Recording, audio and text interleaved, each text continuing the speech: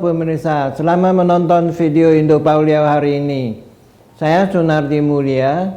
Hari ini kita akan membahas rakyat Indonesia harus mewaspadai campur tangan Amerika Serikat di urusan dalam negeri Indonesia. Duta Besar Amerika Serikat Sung Yung Kim berkunjung ke kantor DPP Partai Keadilan Sejahtera pada Rabu tanggal 15 Februari 2023. Walaupun para petinggi PKS mengatakan bahwa kunjungan Dubes Amerika Serikat hanya silaturahmi biasa, tapi kita semua sudah tahu bahwa kunjungan ini memberikan sinyal dukungan Amerika Serikat terhadap Anies sebagai kandidat Capres 2024 yang didukung oleh PKS.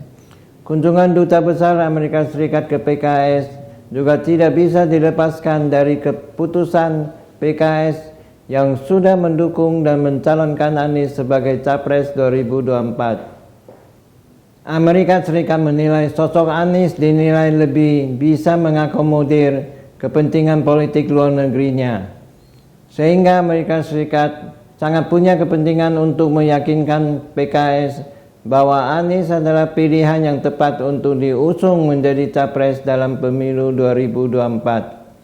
Amerika Serikat mau memakai Anies karena selain bisa mengakomodir kepentingannya, Anies juga memiliki hubungan yang cukup dekat dengan berbagai kelompok Islam di Indonesia.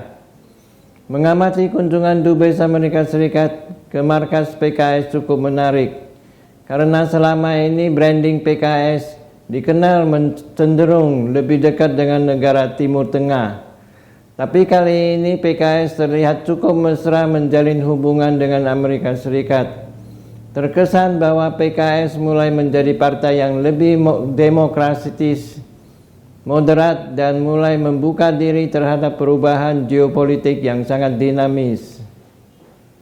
Amerika Serikat sangat berkepentingan untuk menjadikan Anies sebagai Presiden 2024 karena dalam periode kepemimpinan Presiden Jokowi selama hampir 10 tahun, politik luar negeri Indonesia lebih condong ke China.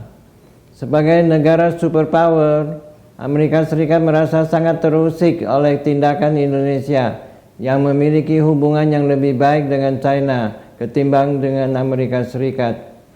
Kebijakan politik luar negeri Indonesia lebih berkiblat ke China, sehingga Amerika Serikat merasa dirugikan dan tidak terakomodir kepentingannya di Indonesia.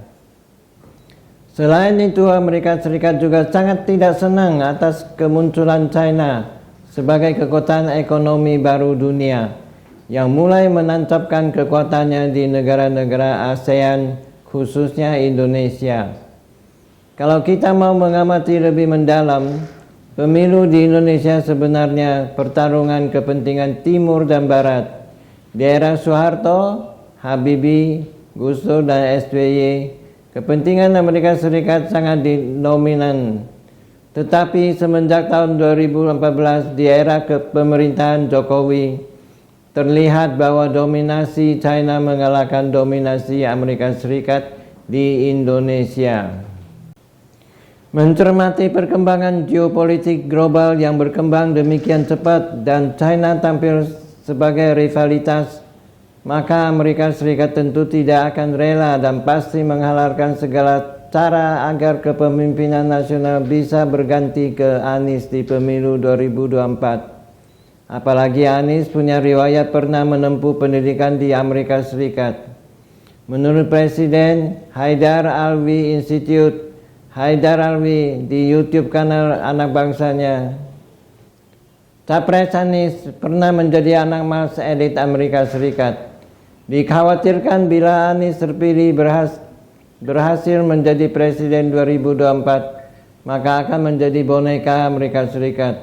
Tahun 2009, Anies Baswedan mendampingi SBY untuk menerima penghargaan dari Boston Club.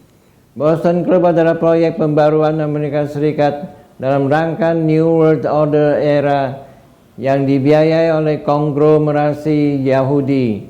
Boston Club sebagai klub sosial paling bergengsi di Amerika Serikat. Mereka adalah elit politik, pengacara top, hingga pengusaha papan atas.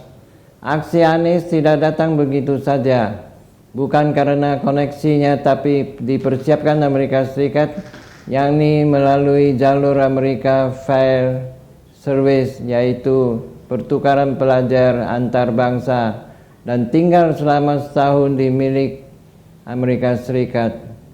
Anies itu pernah jadi anak mas elit politik Amerika Serikat. Sedangkan pengamat terorisme Al-Qaeda juga di YouTube kanal Anak Bangsa dalam diskusi dengan Rudy S. Kamrin, dia mengatakan dekat dengan kelompok radikal dan intoleran, simbol bagi Anies Baswedan. Kedekatan buktikan Anies Baswedan sebagai antek Amerika Serikat karena kelompok intoleran dan radikal di Indonesia merupakan kaum binaan Amerika Serikat di Indonesia. Ya, jelas pasti Anies Baswedan antek Amerika Serikat. Bagi Amerika Serikat di banyak negara, demokrasi bukan urusan penting. Terpenting adalah mengeruk sumber daya alam di negara tujuan operasi intelijen. Amerika Serikat akan terus mengincar Indonesia. Artinya Presiden Indonesia terpilih harus familiar dengan negara Amerika Serikat, patuh terhadap kemauan Amerika Serikat. Sepertiga ketersediaan energi global ada di Indonesia, termasuk diantaranya akan ambil kembali PT Freeport Indonesia yang diambil pemerintah tahun 2019. Sekian untuk berita hari ini. Terima kasih sudah menonton video Indo Paulio hari ini. Saya Sunardi Mulya. Silakan like dan subscribe sekali. Tidak perlu untuk klik 2 kali. Dukung terus channel Indo Paulio untuk mencapai 1000 subscribers.